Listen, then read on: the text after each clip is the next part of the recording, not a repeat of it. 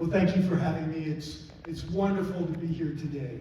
And one of the things that I've appreciated in getting into the political sphere, because I was a military guy, and of course, politics is bad, you don't get into it, right?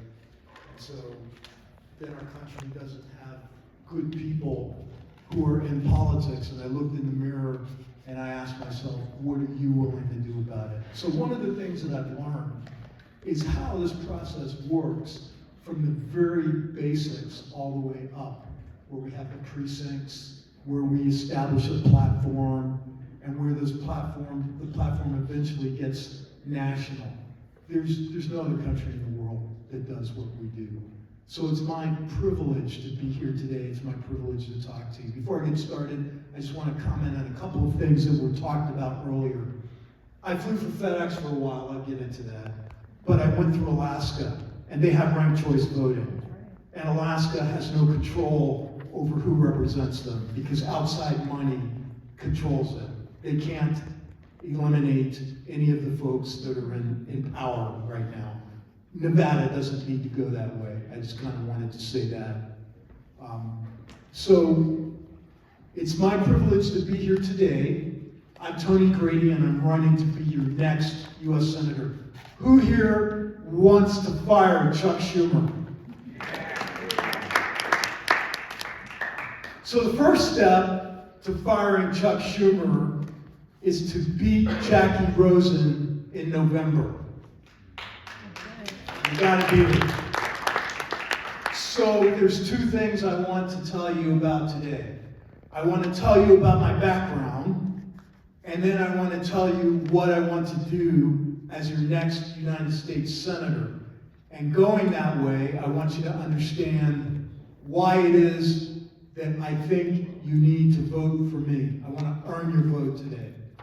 So to learn about Tony Grady, there's one important thing I want you to know more than anything. The most important thing. So I'm going to say it first so that when you go to sleep while I'm talking, you'll remember the first thing. I've been married to the same woman for 40 years. Thank you. You should clap for her because she kept me. We have 4 children. Now, how many people here are parents? Let me see, who will I pick on today? Ma'am, can you tell me, do children listen? Children don't listen. I agree with you. Because I went to the United States Air Force Academy, and my oldest went to Annapolis. And the baby went to West Point. Because they don't listen. And then in the middle, I have a molecular biologist, and I have one that's been running her own personal training company for 7 years. My kids are successful. But that's not the reason I mentioned it. I mentioned it for this. I know how to help young people be successful. We need to elect leaders that want all American children to be successful. That's the most important thing you need to know about them. They are our future. So I'm Tony Grady, and I'm running to be your next United States Senator because I'm running to defend the American dream. The Democrats are trying to destroy the American dream.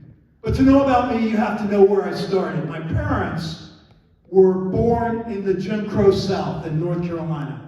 And they ended up having the opportunity to go to college where they met.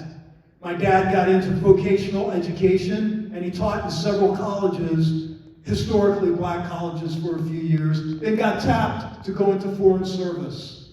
As a little boy, from 7 to about 10, I had the opportunity to live in Africa. I lived in Lagos, Nigeria. Then, later on, my dad was sent to Vietnam, and our family was safe havened in Thailand. So I graduated from high school in Bangkok, Thailand. I saw the United States while I grew up from the outside and the inside. When we weren't overseas, I hailed in Philadelphia, the city of brotherly love and gang wars. So I became patriotic, seeing communism and socialism and knowing that we didn't want any of that here in the United States. That motivated me to go to the Air Force Academy. I became a pilot. I became a test pilot. I commanded the B-2 Stealth Bomber Test Squadron, $24 billion program. It was 113 people that I was responsible for to go through one of the most intensive test programs we've ever had, intensive flying program. Now people have told me I need to stop and pause here and explain what a test pilot does. So how many of you want our airmen to have the best equipment that they possibly can in wartime? Everybody, right? Yes, everybody. Well, what test pilots do is we take the theoretical equations and ideas that the engineers have, and they give it to the manufacturers, and this piece of metal gets created. We get to go out and fly it for the first time. We get to go out and see if it performs the way it was designed to. It's very dangerous. In the 50s, there were tons of deaths weekly as we learned about supersonic flight, as we learned more about what happened with aerodynamics. I could spend the rest of the time explaining to you why your passenger liner, why your wings on the passenger liners are swept back and not straight. A lot of blood, sweat, and tears went into that. A lot of people died figuring that out. But the B-2 program had a lot of commanders. I was at the end, at the most intensive flying time. In that program, we delivered it successfully and safely. Nobody died. That, I think, was one of the high points of my Air Force career, because it was important and we delivered it well. And so does anybody hear about the B-2 today? No, because it's not controversial. That's why you don't hear about it. It's a great airplane. And now I'm dating myself because they're already working on the B-21, because the B-2 is like 25 years old. Where does the time go? So, I also worked in the Pentagon. I worked on the president's budget. I was his bomber expert. President was Clinton, where he was trying to destroy our military capability in terms of starving us of money. So I learned how to downsize and how to maintain combat capability. That was a pretty tough time there. But that taught me about our budgetary process and the appropriations process. And I understand how it works, or probably more importantly, how it doesn't work. So I've been in Washington and I understand that. After 20 years in the Air Force, I flew for FedEx. I was a person that needed to make sure I did a lot of things, and an airline pilot is a lot less busy than a military test pilot. So I started my own company. It was a biotech company that was mentioned. I learned a lot. But what's important is that I put my capital at risk. I found out what happens with government regulations. I found out what happened when President Obama put his medical device tax in being. And I found out what happens when you lose your capital. But the reason I'm here today is because I promised my wife I would not put the kids' college at risk. So I'm still here today. Even though the boys ended up going to academies, the girls still had to go through normal college. So anyway, it was wonderful working with that and learning a lot about the business. So people ask, how did I get to Nevada? Because we in the military lived all over the place. Well, towards the end of my FedEx career, we were living in Dayton, Ohio. That's where we got our kids through high school and through college.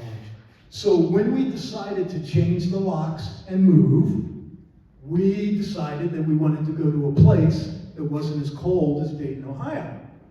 So we were looking at San Antonio, Texas. Got a brother-in-law down there, actually got a few down there. We were looking at moving there. And I was in the ops room one day, and here he comes, bounding across the ops room with legs up to here. Walt Reap, a cowboy. He's about 6'3", 6'4", got the hat, got the mustache. He's a rancher in Fallon.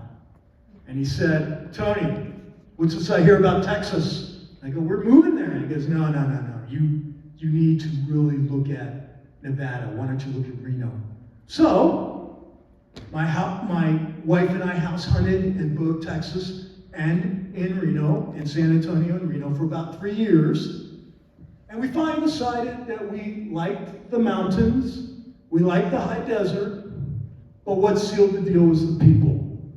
Having been in the military, having lived overseas, I lived in Korea when we were stationed overseas, and we've lived in all four corners of the country. We liked Reno, so we moved there. So I'm in Reno, and everybody in Reno has to go to the Reno air races, right? They're world famous. So I went to the Reno air races because I hadn't been. And while I'm there, I run into a guy and I go, I know you. He goes, I know you. Turns out to be one of my classmates from the Air Force Academy who was racing jets.